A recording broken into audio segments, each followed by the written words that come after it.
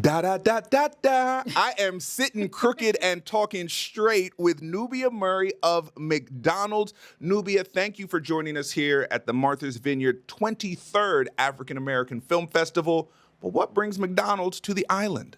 Thank you so much for having us. I love that intro. I have to thank Justin Timberlake and Steve Stout for that. But we're so excited to be here at the Martha's Vineyard African American Film Festival for the first time. Mm-hmm. We are unveiling our first of 5 documentary shorts about the intersection of McDonald's and American life. And we felt like this was the perfect place and space to tell the first of our stories, which is called the Napkin Playbook, which is a story about Coach Clarence, who started a football program in Akron that has 40 years of impact across the Midwest. So that is what brought us here today to launch this 5 docu-short initiative that you'll see throughout the fall. Let's talk about your role with McDonald's and how these films play a part in that cultural conversation. So my role as the leader of brand communications for our U.S. business is to ensure that McDonald's remains at the center of the cultural zeitgeist. So we look at it from a 2-pronged approach. One side is ensuring that you as a consumer, I hope you're a consumer, you said our jingle. From chicken nuggets, the apple pies, the sleeves. I used to McRibbit. So really? Okay. Yeah, so I go back with McDonald's a long time. Okay, we had the apple pies and our blueberry pies here today. So on one side of our team, we focus on that, ensuring that you as a consumer are tuned into all of our food news, whether it is snack wrap, which we just brought back in July, or the McRib, which we usually have every holiday season. And the other side is really focused on our brand reputation. We want to ensure that you understand that for 70 years, McDonald's has been part of your community and continues to expand globally in that effort. So these films that we're releasing are the intersection of the two. We have stories like Clarence's, which started with a meeting in our McDonald's dining room. He wrote his plan for this football program along with his friends on a napkin in our restaurants, to other stories which you'll see soon. Quenisha, who is a Olympic hopeful who started out as a crew member. She is part of our 1 in 8. The statistic is that 1 in 8 of all Americans have worked at a McDonald's. So that just illustrates the impact that we have had on our workforce globally as well as in the U.S.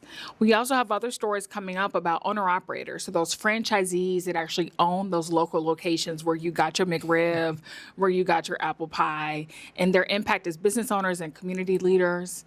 We have an additional story about a young woman who used free Wi-Fi. McDonald's has free Wi-Fi in our restaurants to earn her advanced degree, as well as if you're in the middle of a blizzard or a snowstorm and you're driving down the hallway or highway, what do you usually see is the Golden Arches. So our restaurants often serve as a safe haven in so many different times of crisis for different families and communities. So we have those 5 stories, different dimensions of our brand. So we're so excited in the first of our 70-year history to really tell those in an intentional way.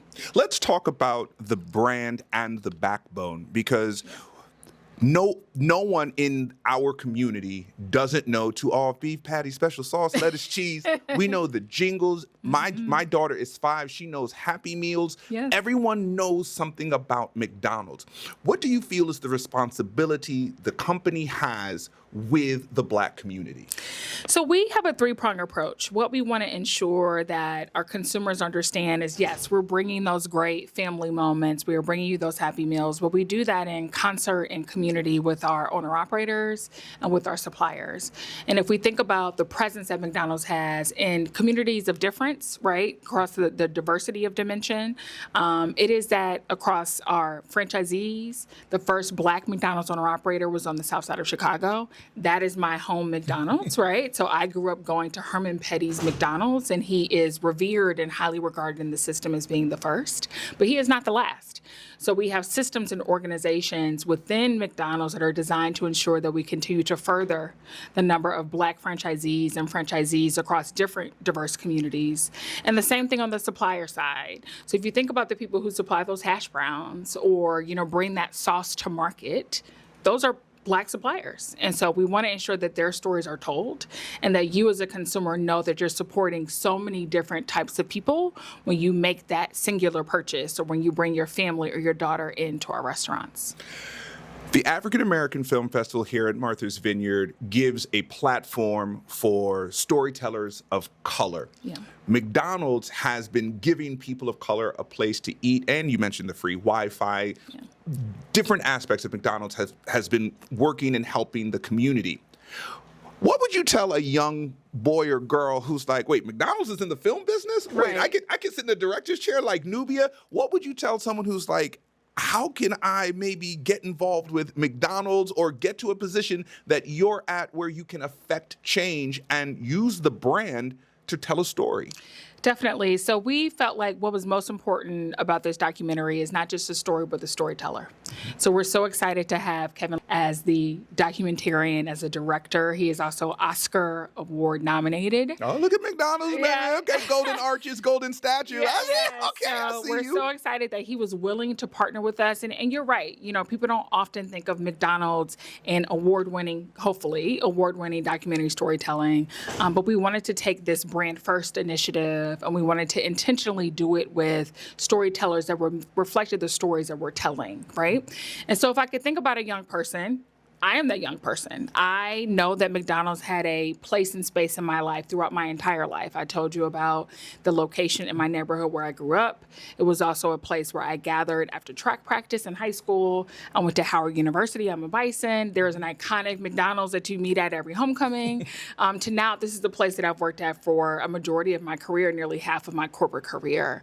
And so where I think is most important for us to realize is that we can make an impact change wherever we work and wherever we are. And if you show up and continue to make an intentional effort, and I would also say representing yourself in this truest and highest form in making that effort, then you can be anywhere. You can be the Kevins of the world making a documentary. You can be the Coach Clarence who gave us a really strong call to action about how we use what we have to impact our communities, we use what we have to continue to make a difference.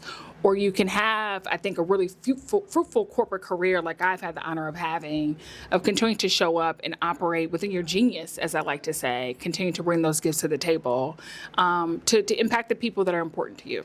Nubia Murray, McDonald's, a brand that is not only repping filmmakers, but has been putting meals on our tables in our community for 70 years. 70 years. Thank you for joining us in our 23rd. Thank you so much. Our pleasure.